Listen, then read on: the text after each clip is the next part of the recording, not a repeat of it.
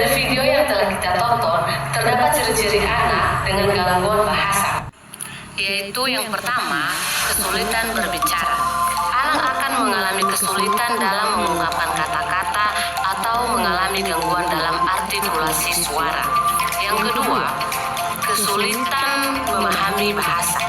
Anak dengan gangguan bahasa akan mengalami kesulitan dalam memahami bahasa secara lisan atau tertulis. Mereka akan kesulitan dalam mengikuti instruksi sederhana atau memahami cerita. Yang ketiga, kesulitan berinteraksi sosial. Seorang anak akan kesulitan dalam memahami norma-norma sosial dan mengikuti percakapan dengan teman sebaya mereka. Yang keempat, frustasi berkomunikasi. Mereka akan sulit untuk menyampaikan pikiran atau keinginan mereka dengan jelas yang dapat menyebabkan kecemasan dan ketidaknyamanan. Yang kelima, penggunaan kata yang tidak sesuai. Beberapa anak yang mempunyai gangguan bahasa mungkin menggunakan kata-kata yang tidak sesuai dengan konteks atau memiliki kesulitan dalam mengorganisasikan kata-kata mereka dengan baik saat berbicara. Yang keenam, kesulitan dalam mengekspresikan diri.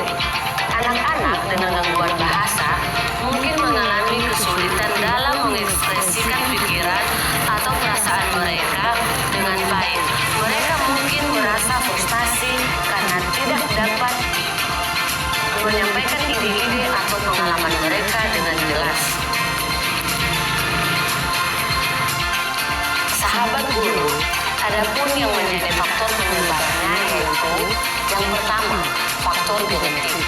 Seperti gangguan perkembangan bahasa yang turun-temurun atau kecacatan genetik yang mempengaruhi kemampuan berbahasa. Yang kedua, otak. Gangguan struktur otak atau fungsi otak dapat disebabkan oleh cedera lahir, trauma, kepala, atau kondisi medis seperti cerebral palsy. Yang ketiga, infeksi telinga. Infeksi telinga dapat menyebabkan gangguan pendengaran yang pada gilirannya dapat menghambat perkembangan bahasa. Yang keempat, lingkungan rumah. Lingkungan rumah yang kurang mendukung seperti minimnya interaksi verbal, kurangnya pembacaan buku, stres dalam keluarga dapat mengganggu perkembangan bahasa pada anak.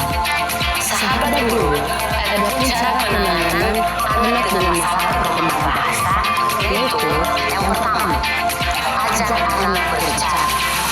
Mengajak anak berbicara adalah salah satu terapi yang efektif. Orang tua dan pendidik dapat menjadi panutan ketika berbicara dengan anak. Gunakan bahasa yang baik dan yang benar, serta pastikan mengucapkan kata-kata jelas agar anak dapat memahami dan mengerti pembicaraan. Yang kedua, penegasan kosakata. Perlu memberikan penjelasan pada kosakata yang digunakan. Ini membantu anak memahami arti kata-kata dengan jelas. Yang ketiga, berbicara tentang pengalaman anak. Ajak anak untuk bercerita tentang pengalaman sebelumnya, tentang apa yang mereka alami, juga dapat membantu melatih kemampuan berbahasa anak. Yang keempat, literasi sejak dini.